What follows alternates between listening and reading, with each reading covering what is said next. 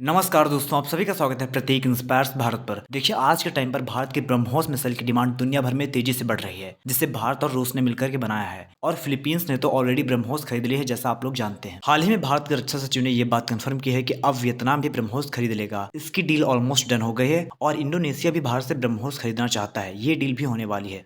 सोचिए, billions of dollar के ब्रह्मोस तो हम सिर्फ इन 3 देशों को बहुत ही जल्द बेच चुके होंगे। इसके अलावा और भी एशियन कंट्री जो ब्रह्मोस खरीदने में अपनी रुचि दिखा रही हैं, जैसे UAE, Saudi Arabia, Malaysia, Brunei, Thailand, Singapore, south Korea.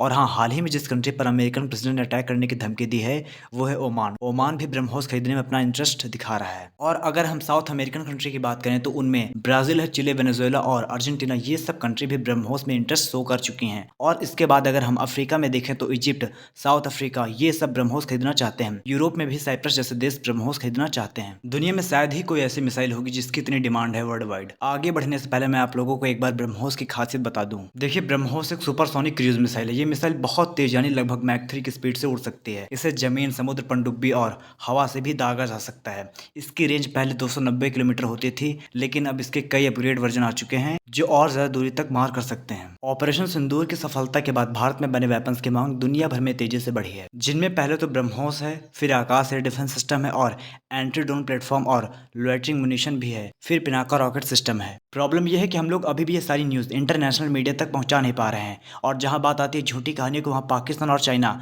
जो पेड आर्टिकल्स छपवाते रहते हैं, वो लोग फेक नैरेटिव में आगे निकल जाते हैं। देखिए, अगर आप महान हैं तो दुनिया को बताना पड़ेगा कि आप महान हैं।